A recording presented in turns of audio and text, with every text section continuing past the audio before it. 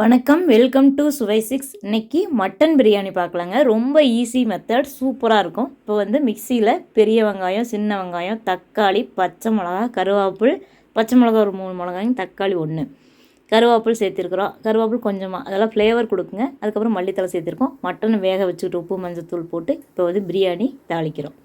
எண்ணெய் சேர்த்திருக்கேன், தேங்காய் எண்ணெய், நெய் சேர்த்திருக்கேன். அதுக்கப்புறம் பிரியாணி மசாலாலாம் கொஞ்சம் சேர்த்திருக்கோம்.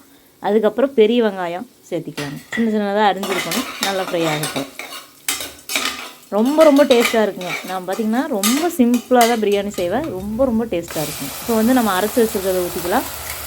அரைக்கிறது எப்படின்னு பார்த்திங்கன்னா ரொம்ப நைஸாக அரைச்சிடக்கூடாது. அதாவது உங்களுக்கு ஃபைன் பேஸ்ட்டாக இருக்கக்கூடாது. ஃபைன் பேஸ்ட்டாக இல்லாமல் கொஞ்சம் திப்பியாக கொரன்னு இருக்கணுங்க. அந்த மாதிரி தான் அரைச்சிக்கணும். கொரன்னா திப்பியாக இருக்கணும். அப்படி தான் நாங்கள் சொல்லுவோம். பார்த்திங்கன்னா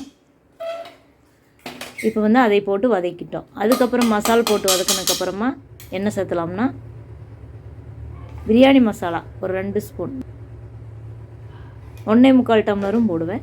2 டம்ளர் போட்டதுனால தான் பிரியாணி மசாலா சேர்த்து போட்டிருக்கேன். அதுக்கப்புறம் மல்லித்தூள் சேர்த்திருக்கேன், மிளகாத்தூள் சேர்த்திருக்கேன். இது வந்து தேவைக்கு சேர்த்துக்குங்க. எங்களுக்கு வந்து வெறும் பிரியாணியே சாப்பிடுவோம், அவ்வளோ டேஸ்ட்டாக இருக்கும். சைட் டிஷ்ஷாக கூட எதுவும் செய்ய மாட்டோம். அதனால் வெங்காயத்தயிர் இருந்தால் வெங்காயத்தயிர் வைப்போம். மற்றபடி குழம்புலாம் எதுவும் செய்ய மாட்டோங்க. தாளிச்சா அந்த மாதிரிலாம் செய்ய மாட்டோம். வெறும் பிரியாணியே சூப்பராக இருக்கும். சீரக சம்பா அரிசி தான் செய்ய போகிறோம். மஞ்சத்தூள் சேர்த்துக்கிட்டோம். இப்போ தயிர் சேர்த்துக்கலாம். சேர்த்து நல்லா வதக்கி விட்டுக்கலாங்க. கரம் மசாலா தூள் கொஞ்சமாக சேர்த்துருக்குறேங்க. சும்மா கொஞ்சம் ஒரு பிஞ்ச் அந்தளவுக்கு சேர்த்துனா போதும். ஏன்னா நம்ம நிறைய மசாலா போட்டிருக்குறோம். கொஞ்சமாக தண்ணி ஊற்றிக்கிட்டேன். ஏன்னா அந்த மசாலா தூளோட பச்சை வாசமெல்லாம் போகட்டும்.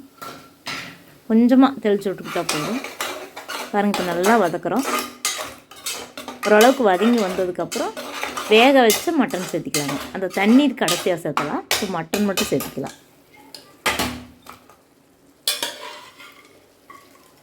ரொம்ப சூப்பராக இருக்குங்க. எப்போவுமே எங்கள் வீட்டில் பிரியாணி வந்து டேஸ்ட்டாக தான் இருக்குங்க. அது என்ன மெத்தடு மாற்றினாலுமே நல்லா தான் இருக்கும்.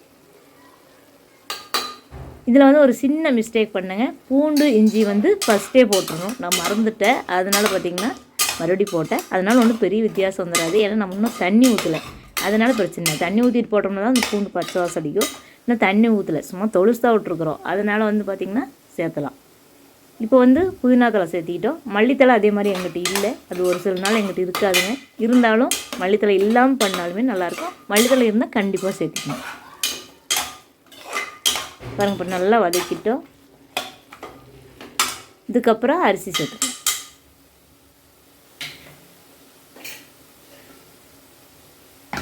நல்லா வதங்கி வரட்டுங்க. இப்போ அரிசி சேர்த்துக்கிறோம். ரொம்ப டேஸ்ட்டாக இருக்குங்க. பிரியாணி அட்டகாசமாக இருக்கும்.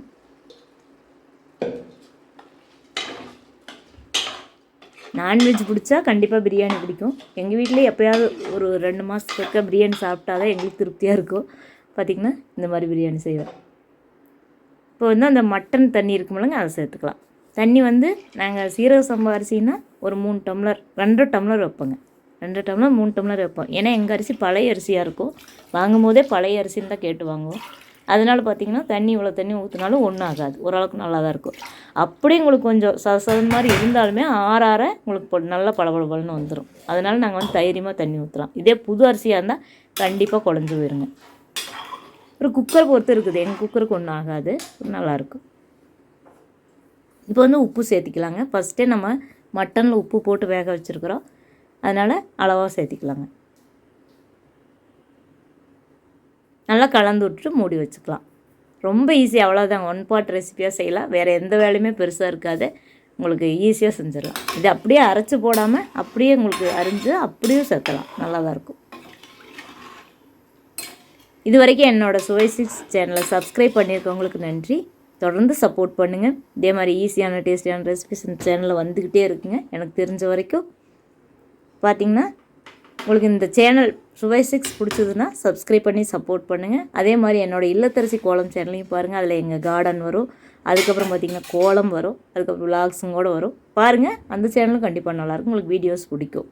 அப்படி பிடிச்சதுன்னா என்னோடய இல்லத்தரசி கோலம் சேனலையும் சப்ஸ்கிரைப் பண்ணி சப்போர்ட் பண்ணுங்கள். விசில் போட்டுவிட்டோம். விசில் வந்து 2 விசில் வந்ததுக்கப்புறம் 3ஆவது விசில் வர்ற ஓரத்தில் நிறுத்திடலாங்க. நல்லாயிருக்கும், பலபலன்னு கிடைக்கும். 3 விசில் விட்டாலுமே நல்லா தான் இருக்கும். பாருங்கள், சூப்பராக ரெடி ஆயிடுச்சு. அப்படியே கிளறும் போது உடையாமல் கிளறணுங்க. கொஞ்சம் சூடாக இருக்கும்போது இப்படி இருக்கும், ஆறுச்சுன்னா இதே நல்லா பளபளன்னு இருக்குங்க. சூப்பர் டேஸ்ட்டாக இருக்கும். சீரக சம்பா அரிசியில் பிரியாணி அருமையாக இருக்குங்க. அதிகமாக எங்கள் வீட்டில் இந்த அரிசியில் செய்வோம். பாசுமதி ரைஸ்லேயும் செய்வேன். இப்போ செஞ்சு உங்களுக்கு வீடியோ கொடுக்குறேன். எவ்வளோ சூப்பராக இருக்கும் டேஸ்ட். அப்படியே ரொம்ப ரொம்ப சூப்பராக இருக்குங்க. அதிக நெய் இல்லை, சூப்பராக இருக்கும். தேங்க்யூ ஃபார் வாட்சிங்.